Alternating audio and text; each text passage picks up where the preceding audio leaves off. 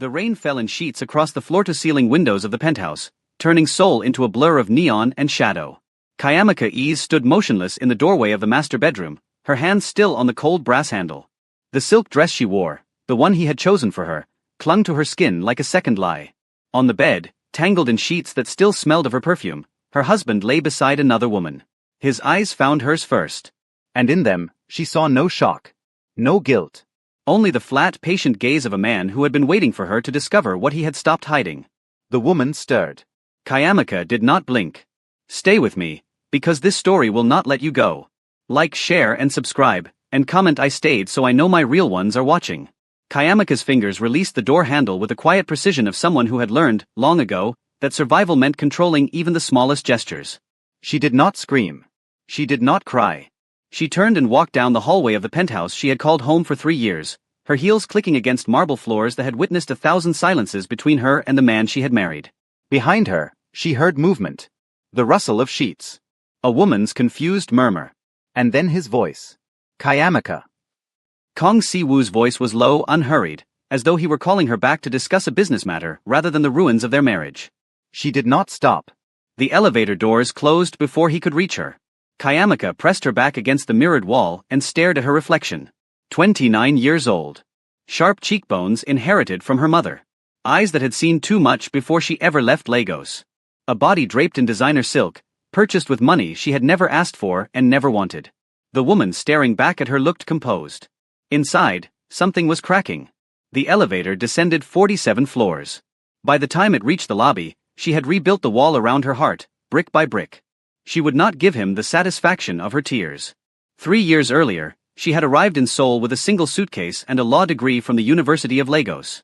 She had come for opportunity, not love. She had found both. Or so she had believed.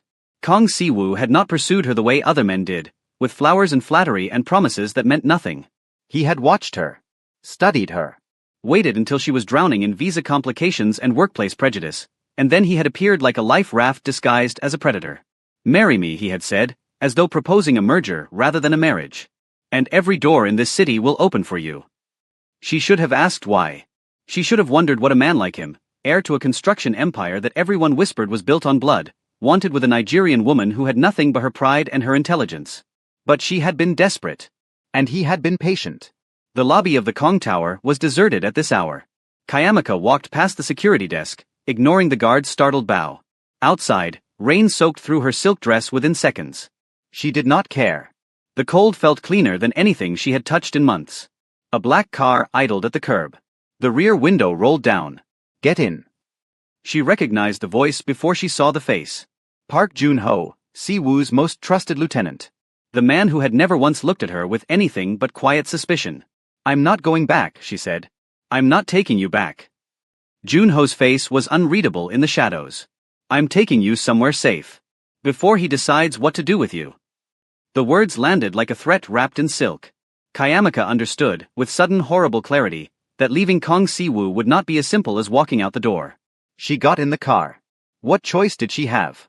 The streets of Gangnam blurred past the tinted windows as Jun-ho drove in silence. Kayamaka studied his profile. The sharp jaw, the scar that ran from his ear to his collar, the way his hands gripped the steering wheel with the controlled tension of a man who had done violence and would do it again. Where are you taking me? She finally asked. A safe house. One the chairman doesn't know about. The chairman. She let out a bitter laugh. You mean my husband? Jun-ho's eyes met hers in the rearview mirror. I mean the head of the Kong Syndicate, he said quietly. The man you married without understanding what he truly is. The safe house was a modest apartment in a neighborhood Kayamaka had never visited, far from the gleaming towers and designer boutiques of her gilded cage.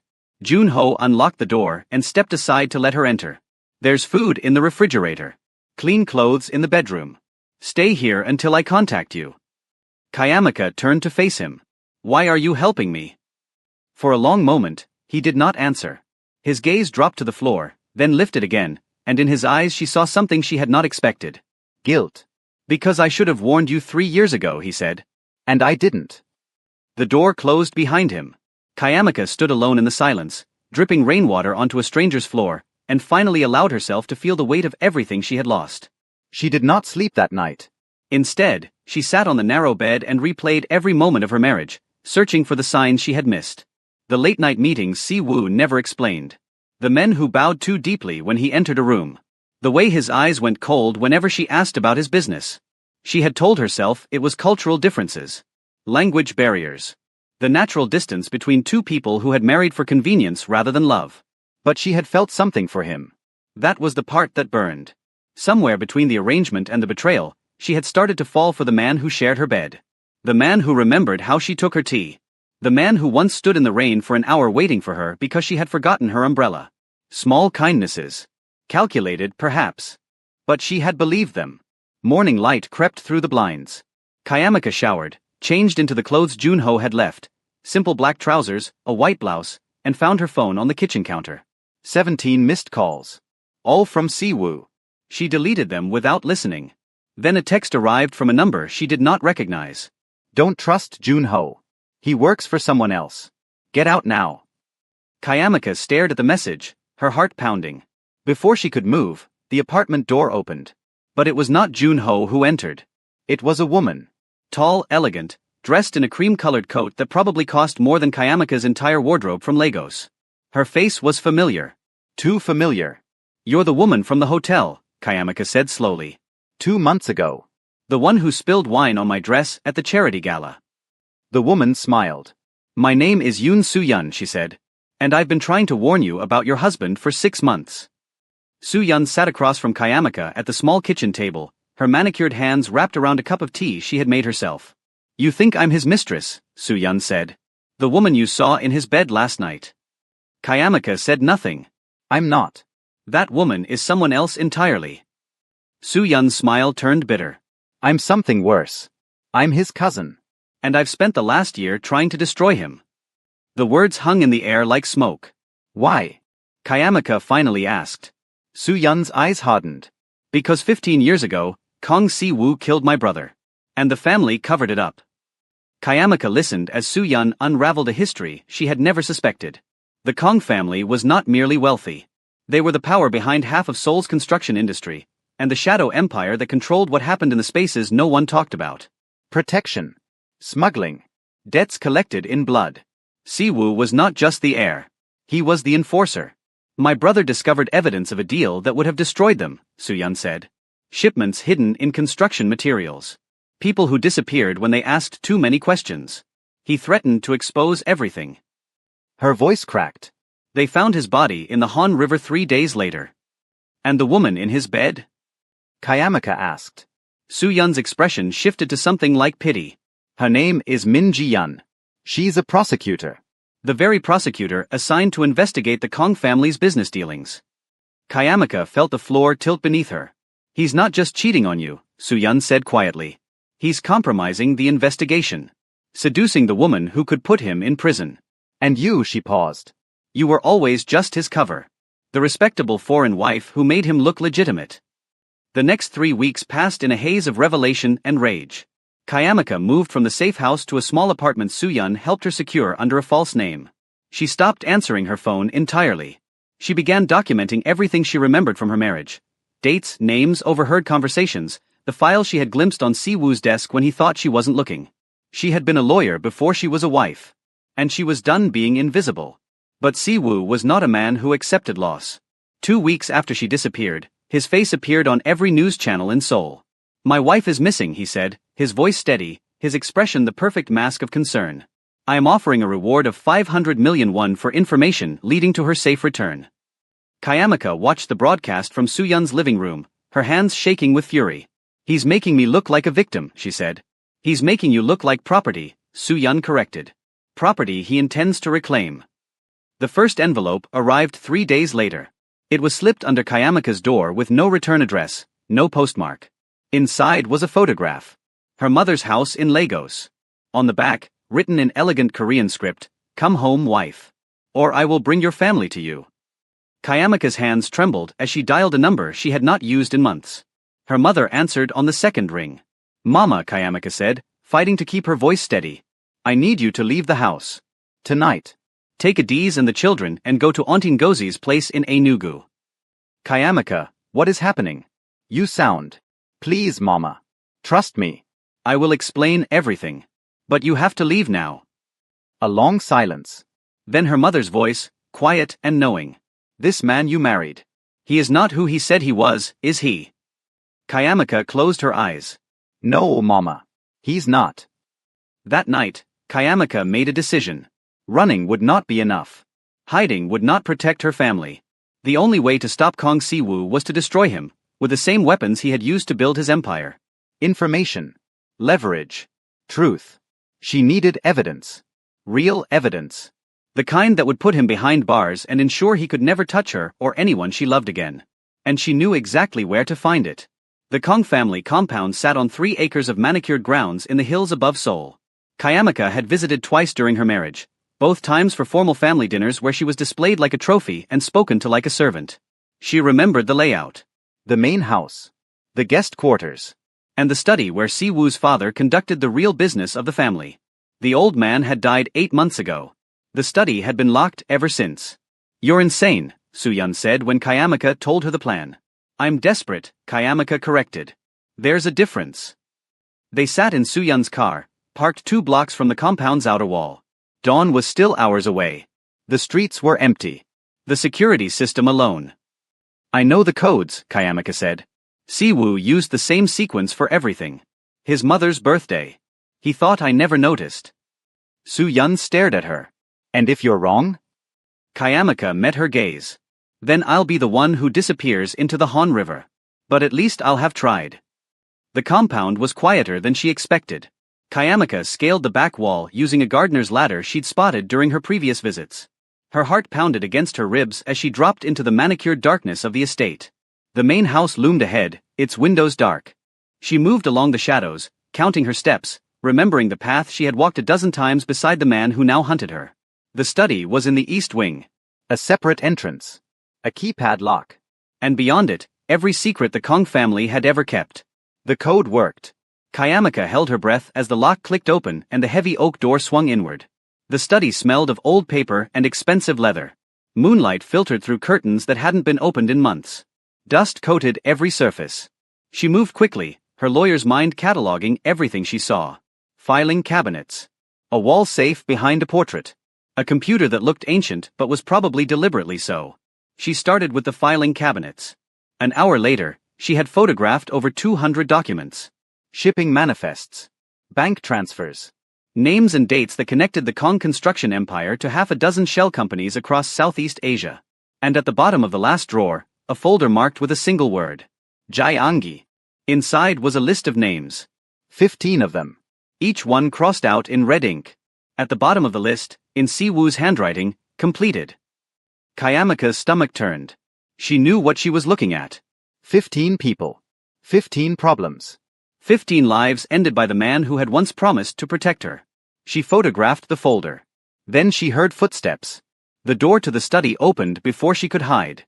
And standing in the doorway, his white shirt unbuttoned at the collar, his chest tattoo visible, the serpent and lotus that she had traced with her fingers 100 times in the darkness, was Kong Siwoo. "Hello, wife," he said quietly. His eyes moved to the folder in her hands. "I was wondering when you'd finally stop running." Kayamika did not move. Her phone was in her pocket. The photographs were already uploaded to a secure cloud server. Whatever happened next, the evidence would survive. But she was trapped. And Siwoo knew it. He stepped into the study and closed the door behind him. The click of the lock was louder than her heartbeat. 3 weeks, he said. 3 weeks of silence. "Do you know how many people I had searching for you? Do you know how many people are on that list?" She shot back. His jaw tightened. "That list is not your concern. Everything about you is my concern. I was your wife. You are my wife." His voice dropped, dangerous. "Until I say otherwise." He moved toward her, and Kayamika held her ground. She had spent 3 years learning the rhythms of this man. The way his anger simmered beneath the surface. The way his control only cracked in private, when no one else could see. But she had never seen him like this. There was something new in his eyes. Something almost desperate. "Did you think I wanted this?" he asked, his voice barely above a whisper. "Did you think I enjoyed watching you walk out that door? You had another woman in our bed. Ji-yeon means nothing to me. That's supposed to make it better?" He stopped, close enough that she could smell his cologne, the same scent that had once made her feel safe. "Nothing I have done," he said slowly, has ever been about what I wanted. Kayamaka stared at him. Then what is it about? Power? Control? The family legacy you care about more than any human being. Siwoo's hand shot out and gripped her wrist, not hard enough to hurt, but firm enough that she couldn't pull away. It's about survival, he said. Mine. And yours. He leaned closer. You think I married you because you were convenient? You think I kept you in that penthouse for 3 years because you were useful? His eyes searched hers. I married you because you were the only person in my entire life who looked at me like I might be more than what they made me. The words hit her like a blow. Kayamaka felt her resolve waver, just for a second, before she rebuilt the wall around her heart. You killed people, she said flatly. 15 names on that list. All dead. Siwoo released her wrist. Yes. No denial. No excuse. My father ordered those deaths years before I took over. I inherited the list. I inherited the consequences. And Ji-Yun? What did you inherit with her? He was silent for a long moment. Ji-Yun was a mistake, he finally admitted. A miscalculation. I thought I could control the investigation by sleeping with the prosecutor? By keeping her close. His voice hardened. But she's more dangerous than I realized. And she's not who she claims to be. Kayamaka's mind raced. What do you mean? Siwoo turned away, pacing toward the window. 3 months ago, I discovered that Ji-Yun has been receiving payments from my uncle. The same uncle who has been positioning himself to take control of the syndicate since my father's death. He faced her again.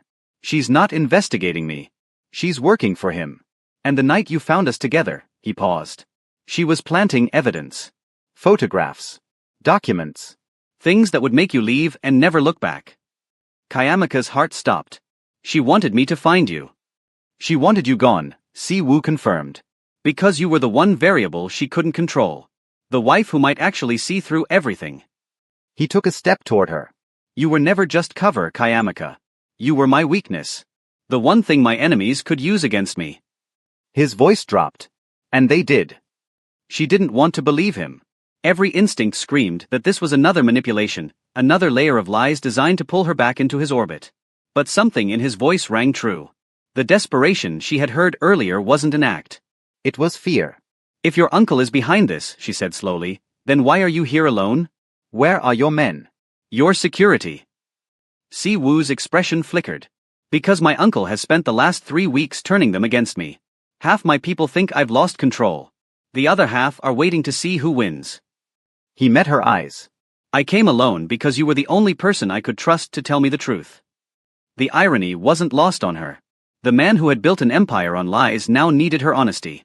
Kayamaka looked down at the folder in her hands. The list of names. The evidence of everything he had done, or at least, everything his family had ordered. She could destroy him with this. Walk out of this study, send the files to every news outlet in Seoul, and watch his world burn. But something stopped her. Not love. Not anymore. Something darker. Curiosity. Your uncle, she said. What's his name? Kong Dong-wook. And Ji-Yun reports to him? Directly. Kayamaka's mind assembled the pieces. Then she's not a prosecutor. She's a plant. Someone he inserted into the investigation to gather evidence against you, real or fabricated. Siwoo nodded. Which means the evidence you've been collecting tonight, Kayamaka continued, could destroy him too. A flash of something crossed his face. Surprise. Then, slowly, respect. You always were smarter than you let on, he murmured. Kayamaka ignored the compliment. If I help you, she said, it's not because I forgive you. It's not because I trust you. And it's certainly not because I believe a single word about that woman meaning nothing. She stepped closer, her voice hardening. I help you because I want my freedom. A divorce. My family protected. And a guarantee that I walk away from this city without looking over my shoulder for the rest of my life. Siwoo studied her for a long moment. Then he nodded. Done. But trust is not rebuilt in a single night. And freedom is not given, it is taken. Kayamaka left the compound with the evidence she had gathered, but she did not return to Soo-Yun's apartment. Instead, she went to the one place Siwoo would never think to look. The hospital where she had once worked as a legal consultant. The place where she had first caught the attention of a man who collected people the way others collected art. Dr. Bae Eun-soo was working the night shift when Kayamaka appeared at her office door. They had been friends once, before the marriage, before Kayamaka's world had shrunk to the size of a penthouse prison. My God, Unsu whispered, rising from her desk. Everyone's been looking for you. I know. The police, the news. I know. Kayamika closed the door behind her. I need somewhere to stay. Just for a few days. Somewhere no one will find me. Unsu studied her face. What did he do to you? Kayamika let out a breath. It's not what he did. It's what I'm about to do to him. The next 3 days were a blur of planning. Kayamika contacted Su Yun and shared everything she had learned, the truth about Ji Yun, the uncle's betrayal, the evidence buried in the Kong family archives. Su Yun listened in silence. When Kayamika finished, she asked only one question. Do you believe him? Kayamika hesitated. I believe he's afraid. And afraid men don't lie the same way confident men do. That's not an answer. It's the only one I have. The plan took shape slowly. If Kong Dongwook was orchestrating a takeover, he needed 2 things, evidence against Siwoo and an opportunity to present it. The annual Kong Group shareholders meeting was scheduled for the following week. 300 of Seoul's most powerful figures gathered in one room. The perfect stage for a coup. He'll expose Siwoo publicly, Kayamika said. Use Ji Yun's testimony, the planted evidence, everything. And once the shareholders turn against him, the syndicate's business will follow. Su Yun frowned. So we expose Dongwook first. We expose them both. Kayamika's voice was cold. Let the entire Kong Empire eat itself alive. And then I walk away. With everything I need to start over. But the night before the shareholders meeting, everything changed. Kayamika's phone buzzed at 3 in the morning. A text from an unknown number. He knows where you are. Run now. She didn't stop to question it. She grabbed her bag, the files, and slipped out of the hospital through a service entrance. Behind her, she heard footsteps. Voices. And then, unmistakably, Siwoo's command cutting through the darkness. Find her. Whatever it takes. Kayamika ran. Through back alleys, across rain-slicked streets, past neon signs that blurred into streaks of color. She didn't know if he was chasing her to protect her or capture her. And she was done waiting to find out. An hour later, she stood at the entrance to a building she had never visited but knew well from Su Yun's descriptions. The headquarters of the National Prosecution Service. If the evidence was going to bring down the Kong Empire, it needed to be in the right hands. And Kayamika was done trusting anyone but herself. She was halfway up the steps when a car pulled to the curb behind her. The door opened. Ji Yun stepped out. And behind her, walking slowly through the rain like a man who had all the time in the world, was Kong Dongwook. I had a feeling you'd come here, Ji Yun said, her smile cold. The righteous lawyer seeking justice. Dongwook stopped beside her. Hand over the files, he said. And we'll pretend this never happened. Kayamika's grip tightened on her bag. You killed 15 people. Destroyed families. Built an empire on blood. Her voice shook with fury. And you think I'll just hand you the evidence? Dongwook's expression didn't change. I think you'll do whatever keeps your mother alive. The threat landed like a physical blow. Kayamika's breath caught. What did you say? Your family relocated to Enugu 3 weeks ago, Dongwook said calmly. Your mother's health has been declining. Stress, the doctors say. But we both know stress can be managed. He smiled. Or accelerated. Kayamika felt the ground shift beneath her. Everything she had done, every risk, every sleepless night, had been to protect her family. And they had been watching the whole time. If you hurt them. I don't want to hurt anyone. Dongwook spread his hands. I want to take back what my brother stole from me. The empire he built with my father's money. The empire he denied me when he made his idiot son the heir. His eyes hardened. Give me the files. I'll destroy Siwoo. And you'll walk away with your family intact. It was an impossible choice. Justice or family. Truth or survival. Kayamika stood frozen on the prosecution service steps, rain soaking through her coat, the evidence of 2 generations of corruption clutched in her hands. She thought of her mother's voice on the phone. This man you married. He is not who he said he was. No. He wasn't. But neither was she. She made her decision. I'll give you the files, she said. Dongwook's smile widened. On one condition. The smile faltered. I want proof that my family is safe. Video confirmation. Tonight. Dongwook exchanged a glance with Ji Yun. That can be arranged. Then arrange it. I'll wait here. 20 minutes later, Ji Yun's phone buzzed. A video call. Kayamika watched as her mother's face appeared on the screen. tired, worried, but alive. Behind her, the familiar walls of Auntie Ngozi's sitting room. "Mama," Kayamika said softly. "Are you safe?" "We are safe." "But Kayamika, what is happening?" "These men." "I know, Mama. I know. "But I need you to trust me. Can you do that?" Her mother's eyes glistened. "Always." The call ended. Kayamika turned to Dongwook. "The files," she said. And then she did something neither of them expected. She threw the bag, not to Dongwook, but over the railing of the prosecution service steps, where it landed at the feet of a man who had just stepped out of the shadows. Kong Si-woo caught it without blinking. The next 30 seconds unfolded in chaos. Men emerged from parked cars, Si-woo's men, the ones who had remained loyal. Dongwook shouted orders. Ji-yun reached for a weapon that was no longer there, confiscated by the two officers who now flanked her. And through it all, Kayamika stood motionless, watching the empire she had married into tear itself apart. When the shouting stopped and the handcuffs clicked, Si-woo walked up the steps to where she waited. His face was unreadable. The tattoo on his chest gleamed in the streetlight, the serpent and lotus, symbols of power and rebirth. "You knew," he said quietly. "I suspected." Her voice was steady. "Dongwook's people contacted me the night I found you with Ji-yun. They wanted me to be their weapon. So I let them think I was." "And the files?" "Copies.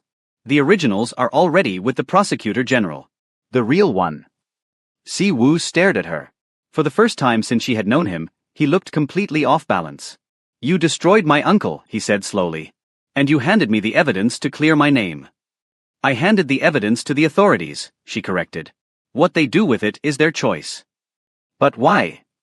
She met his eyes. "Because I wanted my freedom. Not your gratitude. Not your protection. Just the ability to walk away and never look back." A long silence fell between them. The rain had stopped.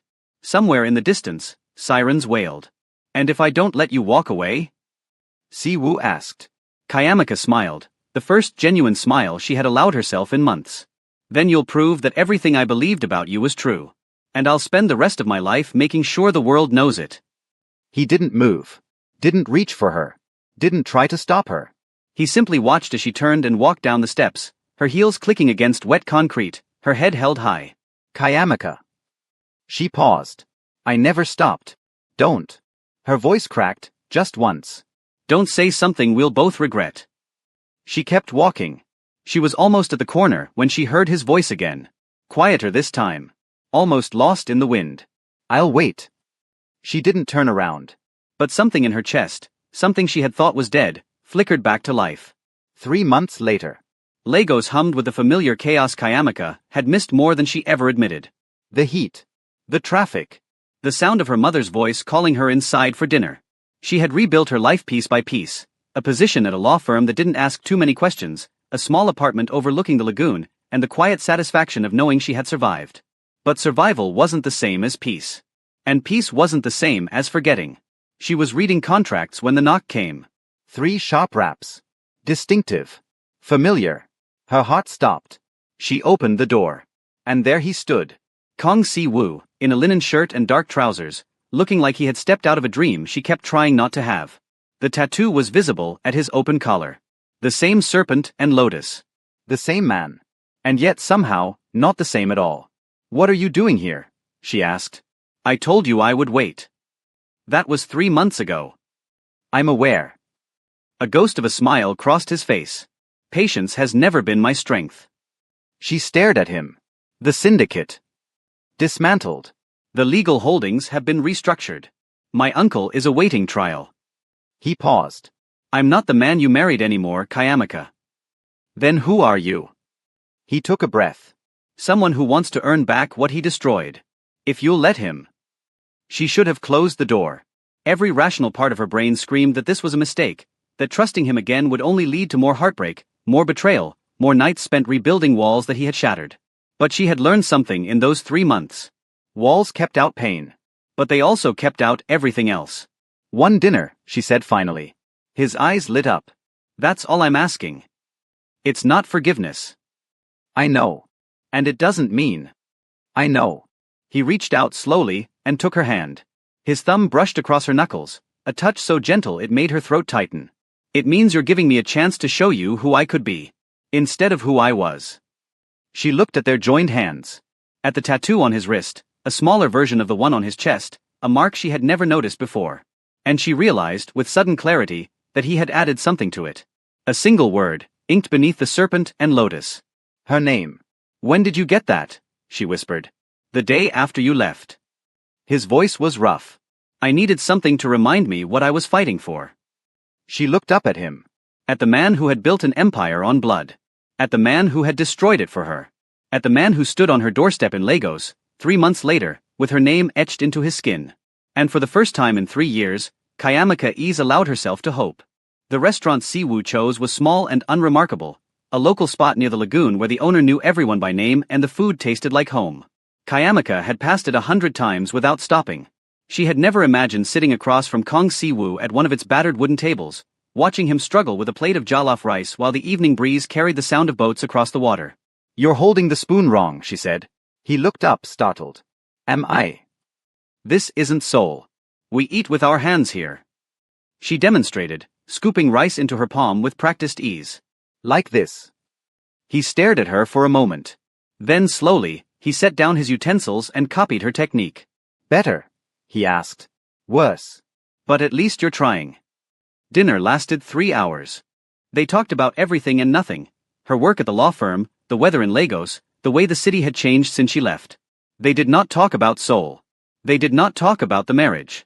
They did not talk about the woman in their bed or the list of names or the night she ran through rain-soaked streets while his men hunted her. Some truths needed to wait. When the check came, Kayamaka reached for it. Siwoo caught her wrist. "Let me.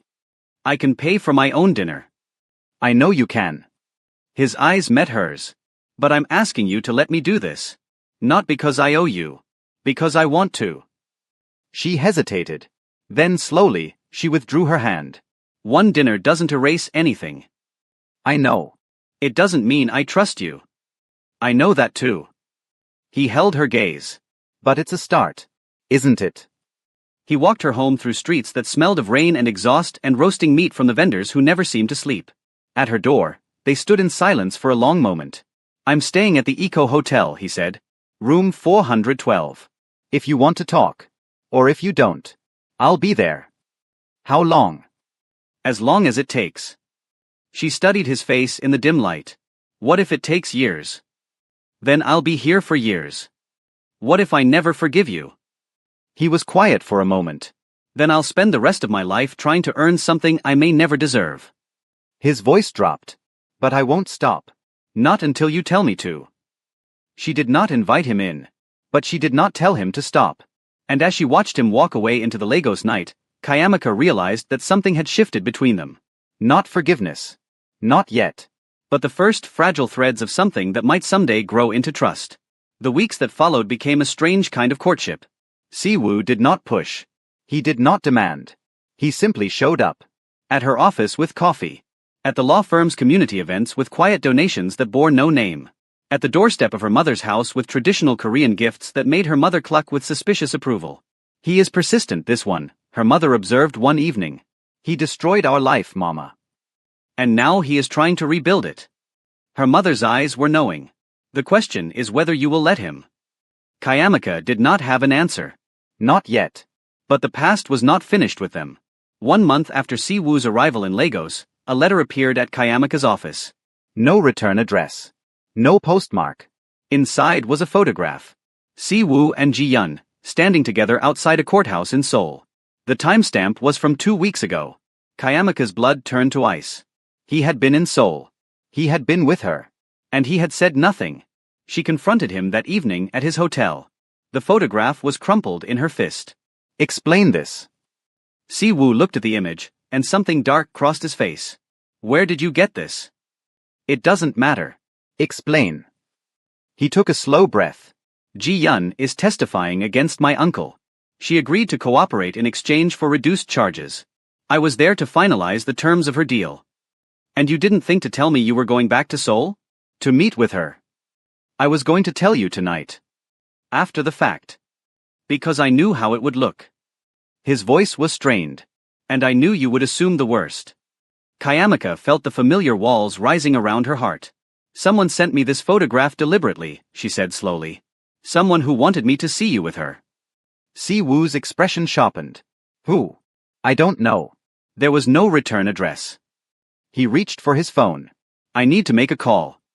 You need to explain why I should believe a single word you say. He stopped. Met her eyes. Because I have spent the last month proving to you that I am not the man I was. Because I came to Lagos with nothing but hope and the clothes on my back. Because, his voice cracked. Because I love you, Kayamaka. And I have never said those words to anyone in my entire life. The confession hung between them. Raw. Terrifying. Real. Kayamaka's hand loosened on the photograph. Someone is trying to tear us apart, she said quietly. Then we don't let them. How? He stepped closer. Together. The way we should have done from the beginning. That night, they sat side by side on the hotel balcony, watching the lights of Lagos flicker below. Si-woo's phone sat between them, a list of possible suspects glowing on the screen. The photograph was recent, Kayamaka said. Which means whoever sent it had access to the courthouse. Someone inside the prosecution. Or someone who paid for access. Your uncle is in custody. But his network isn't. Si-woo's jaw tightened. Dong-wook may have lost his freedom, but he hasn't lost his reach. The thought sent a chill down her spine. If he's still trying to destroy you. He's trying to destroy us. Si-woo turned to face her. The photograph wasn't sent to hurt me. It was sent to make you doubt me. To drive you away again. He reached out and took her hand. Don't let him win. Kayamaka looked at their joined fingers. At the tattoo on his wrist. At her name, inked into his skin like a promise. I need time, she said. I know. And I need proof. Real proof that I can trust you. He nodded. What do you need? She met his eyes. Access to everything. Your finances. Your communications. The details of every meeting you've had since you left Seoul. He didn't hesitate. Done. The files arrived the next morning. 3 years of records. Bank statements. Emails. Phone logs. Kayamaka spent 2 weeks reviewing them. What she found was not what she expected. There were no secrets. No hidden payments. No evidence of anything except a man who had systematically dismantled the empire he was born to inherit. Charitable donations to organizations she had mentioned casually in conversation. Investments in Nigerian businesses she had once said deserved more attention. Transfers to a medical fund in Enugu, where her mother's healthcare had mysteriously become free. And at the bottom of the files, a document she almost missed. A signed agreement, dated 2 years ago. A legal commitment to transfer full ownership of the Kong family's legitimate holdings to a trust in her name, in the event of his death. She stared at the document for a long time. He had been planning for her future before she even knew she wanted one without him. She found him at the hotel, sitting on the balcony where they had talked that night. You were going to give me everything, she said. He looked up. I still am. If you want it. Why?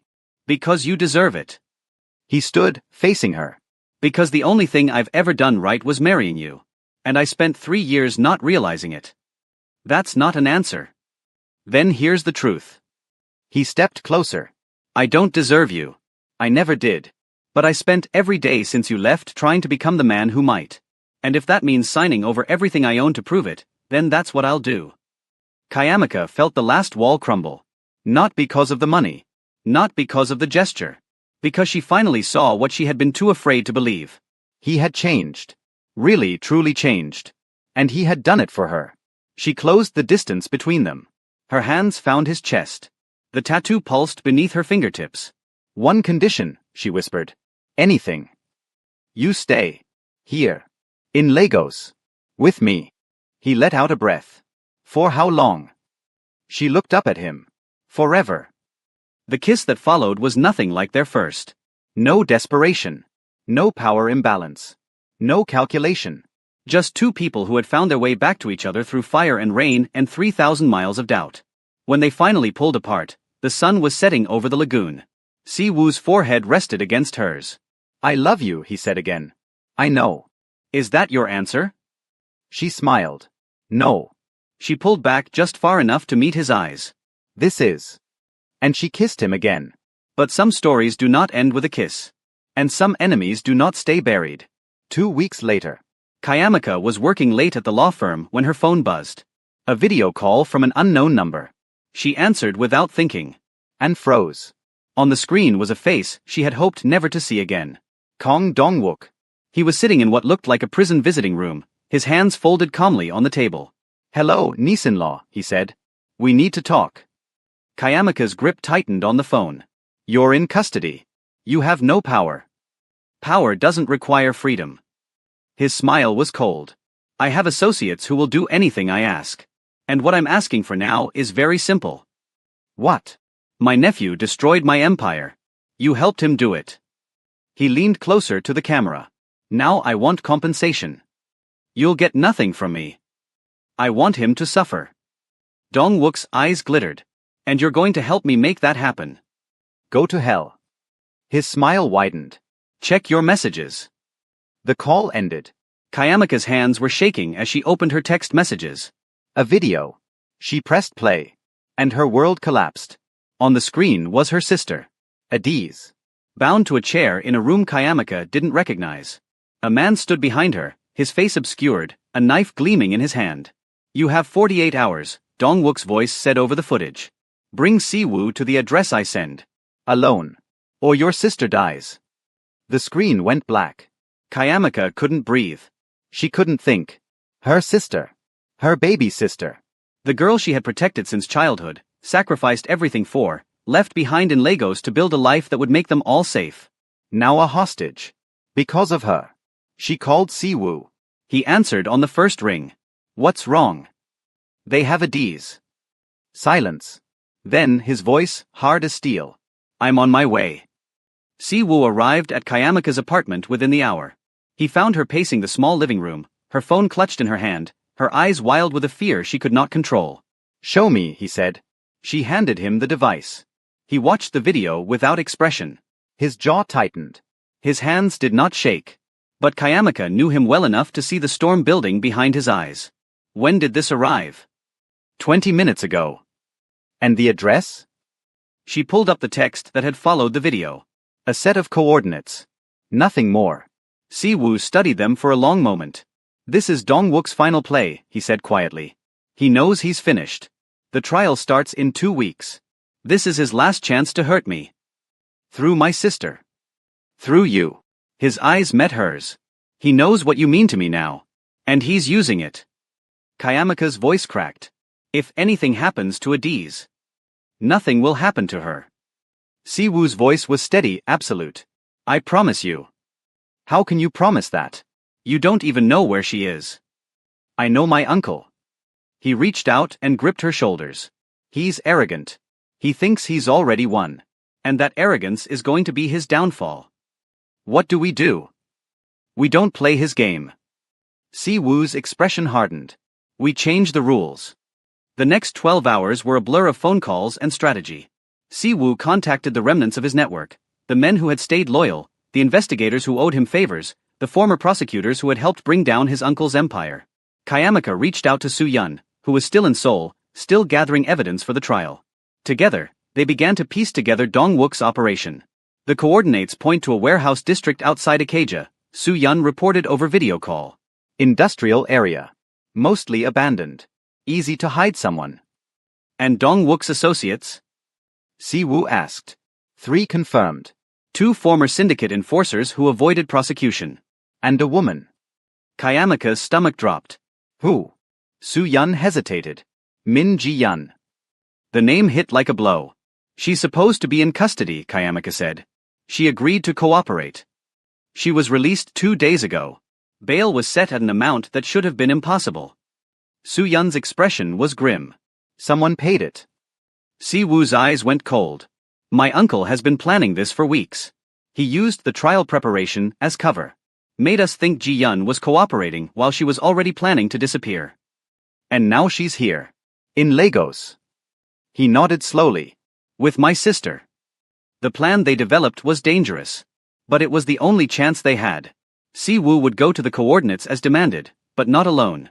Former military operatives he had worked with during the syndicate's dissolution would be positioned around the warehouse. Nigerian police, contacted through a connection of Kayamika's from her law firm, would be on standby. And Kayamika would be watching from a surveillance van 2 blocks away. "You're not going in there," Si-woo said when she protested. "She's my sister. And you're the reason I'm still fighting." He took her face in his hands. "If something happens to you, None of this matters. None of it. She wanted to argue. But she saw the desperation in his eyes, the fear he had been hiding since the moment he arrived. Promise me you'll come back, she whispered. I promise. The warehouse. 11:47 at night. Si-woo approached the rusted metal doors alone, his hands visible at his sides. The night air was thick with humidity and the distant hum of generators. He had worn the linen shirt deliberately, the one that showed the tattoo on his chest. The serpent and lotus. Kayamika's name on his wrist.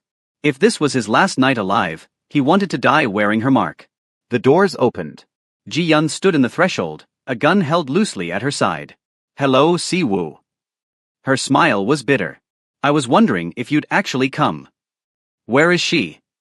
Inside. Alive. For now. He stepped forward. Ji-yun raised the weapon. Not so fast. First we talk. She led him through the warehouse, past crates and shadows and the distant drip of water from a damaged roof. In the center of the space, lit by a single hanging bulb, sat Adiz. Bound. Gagged. Terrified. But alive.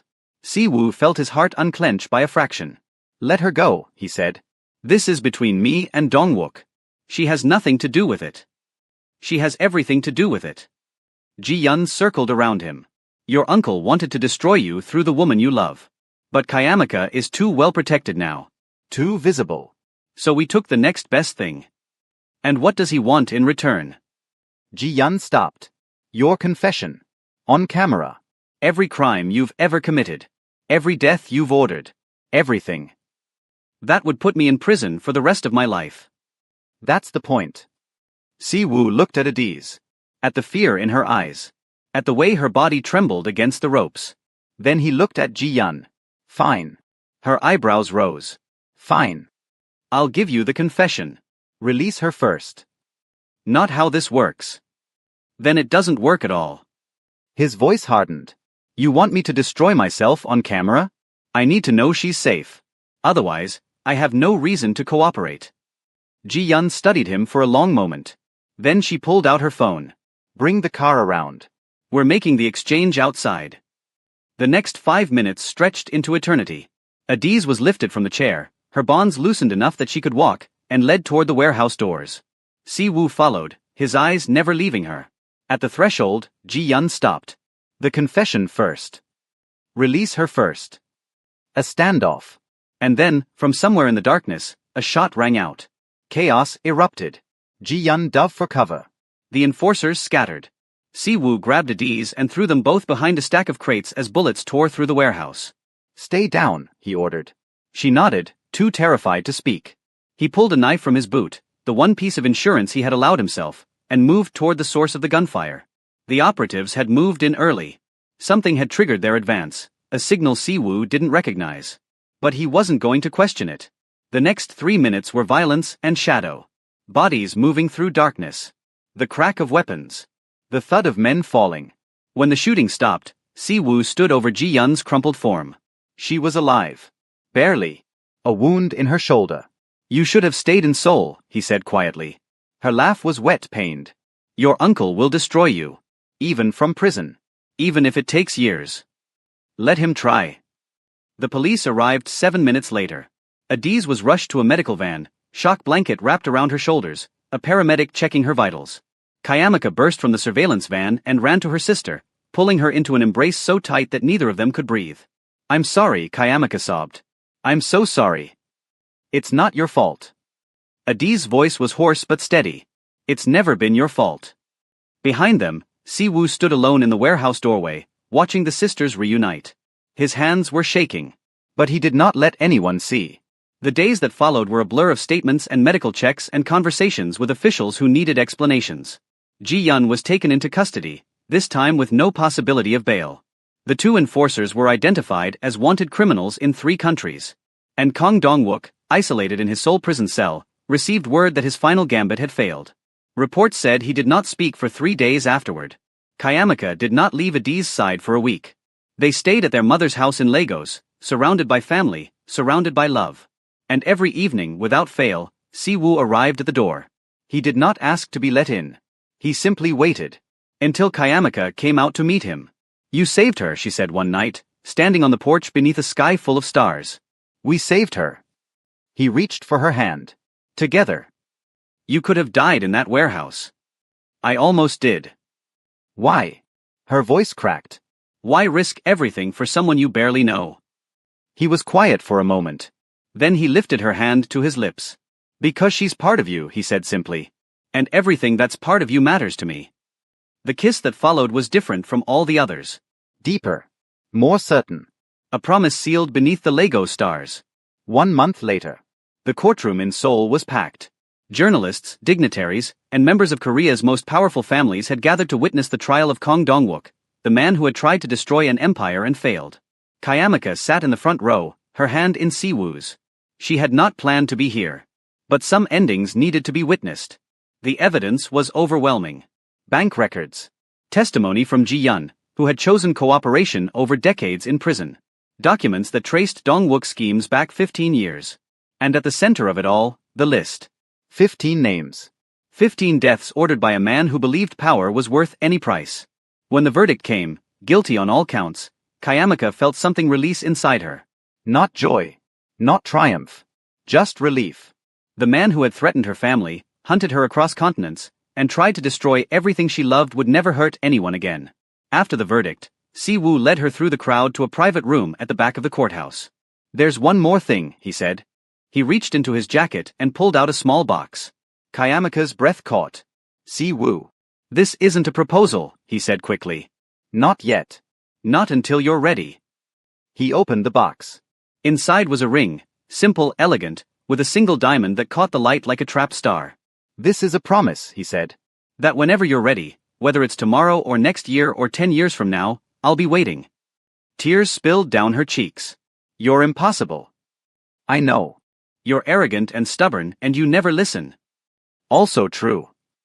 And I love you. He went still. What did you say?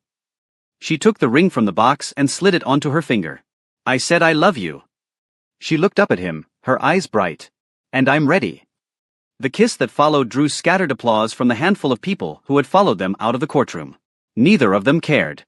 6 months later. The wedding was held in Lagos. Not in a cathedral or a grand ballroom, but in the garden of Kayamika's mother's house, beneath a canopy of white flowers and flickering lanterns. 300 guests had been invited. Only the ones who truly mattered attended. Kayamika wore white, a dress designed by a Nigerian designer she had loved since childhood, with traditional patterns woven into the fabric. Si-woo wore black, a suit cut to perfection, with a single lotus flower pinned to his lapel. The tattoo on his chest was visible beneath the open collar of his shirt. The serpent and lotus. Her name on his wrist. The ceremony was short. The vows were long. Kayamika spoke of resilience, of survival, of learning to trust again after trust had been shattered. Si-woo spoke of redemption, of becoming worthy of something he had never expected to find. And when the officiant asked if they would take each other, for better or worse, for richer or poorer, in sickness and in health, they both said yes before he finished the question. The reception lasted until dawn. Music. Dancing. Food prepared by Kayamika's aunties, who had spent 3 days in the kitchen and refused all offers of help. At some point, Si-woo's mother arrived, a woman Kayamika had only met once, who had disapproved of the marriage from the beginning. She watched them dance. And when the song ended, she approached. You make him happy, she said stiffly. I did not expect that. Neither did I, Kayamika admitted.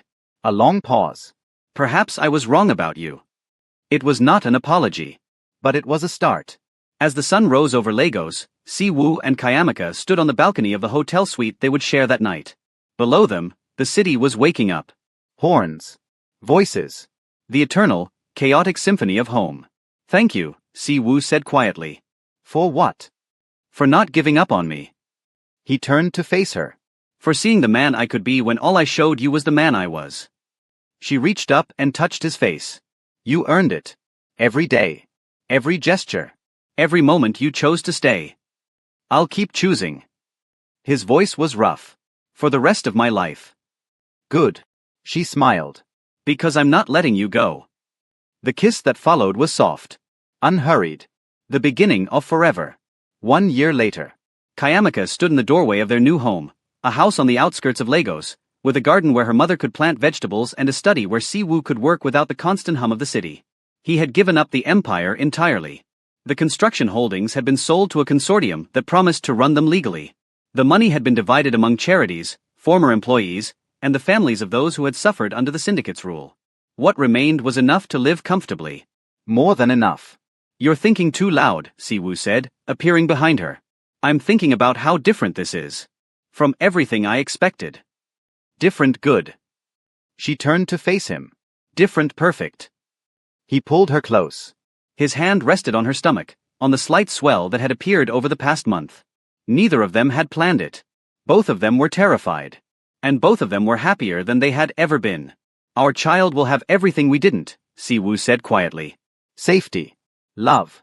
A home where they never have to be afraid. Kayamaka nodded. And they'll know where they come from. Both sides. The strength of your people and the resilience of mine. Korean and Nigerian. The best of both worlds. He kissed her forehead. I like the sound of that. Epilogue, 5 years later. The little girl had her father's eyes and her mother's smile. She ran through the garden, chasing butterflies and laughing at nothing, while her grandmother watched from a chair beneath the mango tree. Kayamaka and Siwoo stood on the porch, his arm around her waist, watching their daughter discover the world. Do you ever think about Seoul? Kayamaka asked. Sometimes. Do you miss it? He considered the question. I miss the person I could have been if I'd grown up somewhere else. But I don't miss the person I was. He turned to look at her. That person would never have found you. So no regrets? Only one. He smiled. That I didn't meet you sooner. Their daughter ran back to them, holding a flower she had picked from the garden. For you, Mama, she said, pressing it into Kayamaka's hand. Thank you, baby. And for Daddy, she reached into her pocket and pulled out a smooth stone. I found this. It looks like a heart. Siwoo knelt down to accept it, his expression softening. It's perfect. Like our family? He glanced up at Kayamaka. Like our family. That evening, after dinner and bedtime stories and whispered goodnights, Siwoo and Kayamaka sat together on the porch. The stars were out. The garden was quiet. And somewhere in the distance, the city hummed with the same chaotic energy it had carried since the day Kayamaka was born. Thank you, she said. For what? For staying. For fighting. For becoming the man I always hoped you could be. He took her hand. Thank you for believing I could. They sat in silence for a long time. Two people who had been broken by circumstance. Two people who had rebuilt themselves and each other. Two people who had found love in the most unlikely of places, and refused to let it go. The past would always be there. The scars. The memories. The weight of everything they had survived. But the future was theirs. And they would face it together. Thank you for staying with me through this story. If you enjoyed this Afro-Korean dark romance, please like, share, and subscribe. Comment the location where you are watching from. And don't forget to hit the bell for more stories that will keep you on the edge of your seat. Until next time, stay safe, stay loved, and never give up on your happily ever after.